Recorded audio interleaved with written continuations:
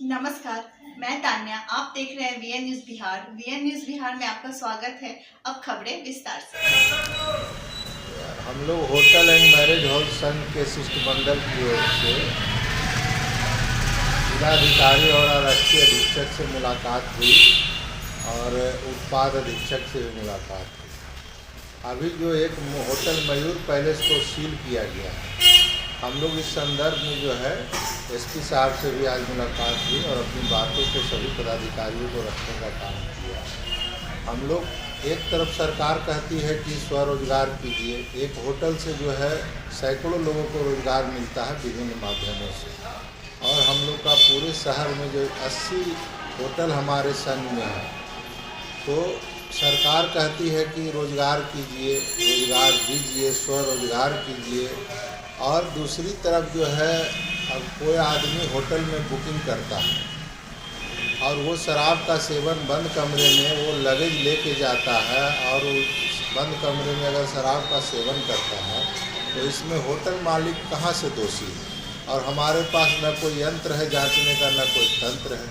तो ऐसे हालत में हम लोग काफ़ी परेशान हैं कि इस तरह की घटना किसी भी बढ़िया सब व्यवसायी के साथ हो सकती है, जो बड़ी पूंजी लगाकर रोजगार कर रहे हैं और लोगों को भी रोजगार दे रहे हैं। हम लोग तरह तरह का टैक्स देते हैं सरकार को और इसके बदले सरकार के तरफ से अब हम लोग को यही मिल रहा है कि आपका होटल सील हो जाएगा।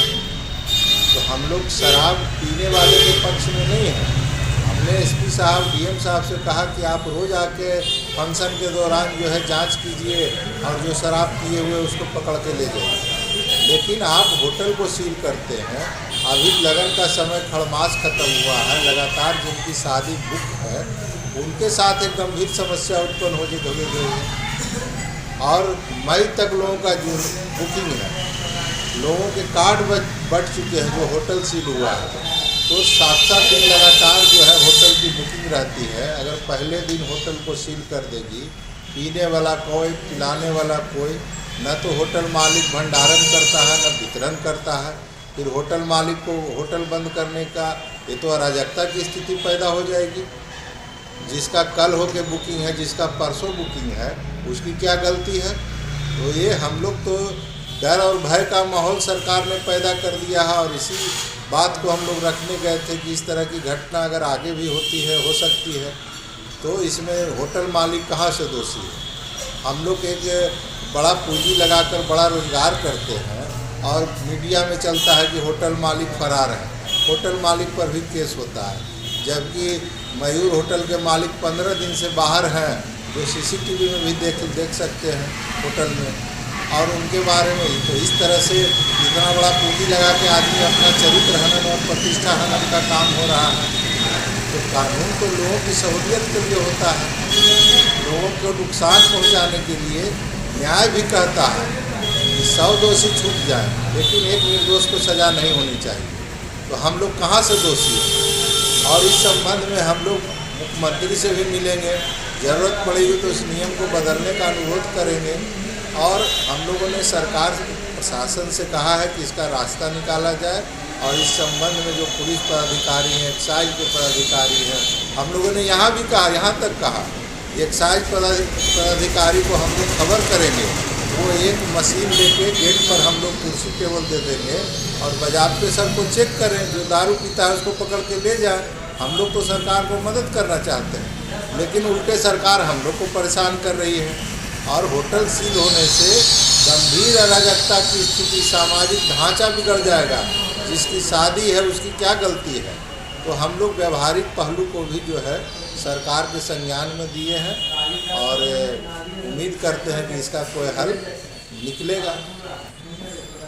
आश्वासन दिया गया कि आपकी बात सही है, एसपी साहब ने भी कहा, डीएम साहब ने भी कहा, एक्साइज सुपरिटेंडेंट ने भी कहा कि आपकी बात बिल्कुल सही है, हम लोग इस पर जो है कोई गाइडलाइन देंगे। हमने कहा कि आप जो गाइडलाइन देना है दीजिए, शराब पीने वाले से हम लोग की कोई सहानुभूति नहीं है, लेकिन उसमें भी देखिए गड़बड़ी क्या हुआ है कि 42 लोगों को गिरफ्तार किया गया है। अब उसमें जांच में 13 या 17 लोगों का शराब का पुष्टि हुआ है और सारे लोगों को जेल भेज दिया गया। अब तो इसमें ये भी चर्चा सिविल सोसाइटी में हो रही है कि आखिर जो है तब तो कोई आदमी, सभ्य आदमी किसी के फंक्शन में नहीं जाएगा।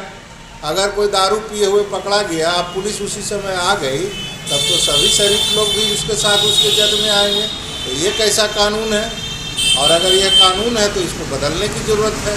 हम लोग यही बताने गए थे और सब लोगों ने, अधिकारियों ने कहा कि नहीं, आपकी बात सही है, हम लोग इस पर कोई रास्ता निकालेंगे। मनीष यादव, मैं सचिव हूँ होटल एंड मैरिज हॉल संघ बिहार से। और होटल संघ एसोसिएशन से आज डीएम और एसपी साहब नालंदा से मुलाकात किए और मुलाकात कर होटल में हो रही परेशानी से अवगत कराए। दरअसल मद्य निषेध कानून इस ढंग का बना हुआ है कि खेत खाए गधा, मार खाए जोल्हा, वही वाला हाल हो रहा है कि आता है, हम लोग तो कस्टमर को बुकिंग देते हैं, उस दिन मैरिज हॉल हम लोग के हाथ में रहता भी नहीं।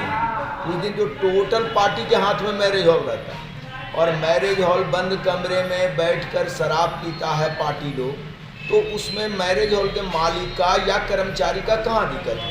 न हम सेवन करते हैं, न हम रखते हैं, न हम बेचते हैं, न भंडारण करते हैं। तो इसमें होटल मालिक का तो कहीं कोई गलती है नहीं। होटल के रूम में हम सीसीटीवी भी नहीं लगा सकते हैं, हमारे यहाँ कोई यंत्र भी नहीं है कि हम किसी को जांच सकते हैं। और 500 आदमी में 2-4 गो स्टाफ उसका क्या मुकाबला करेगा? जब अब मैंने सारे लोग जब आए हैं, उनके सब परिवार हैं, तो हमारी बात को कौन सुनेगा?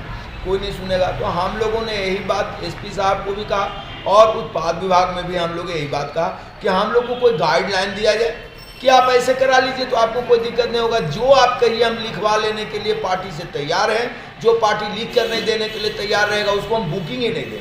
और यदि ऐसा सरकार हमको कोई मदद नहीं करती है तो अंततोगत्वा तो हम लोग को होटल बंद कर देना पड़ेगा। कैसे हम लोग होटल चला पाएंगे? यही है। आर शरीफ में आपराधिक घटना रोज घट रहा है। कल भी संत जोसेफ स्कूल के प्रिंसिपल को गोली मार दिया गया।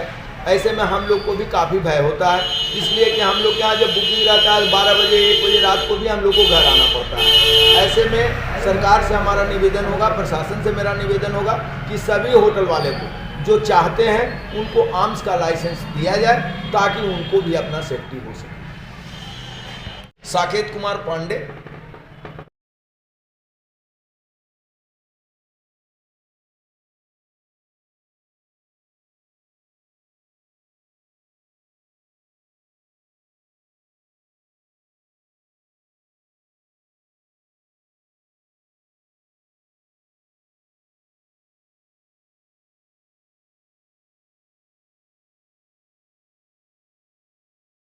और खबरों के लिए वीएन न्यूज को सब्सक्राइब करें और बेल आइकन दबाना ना भूलें।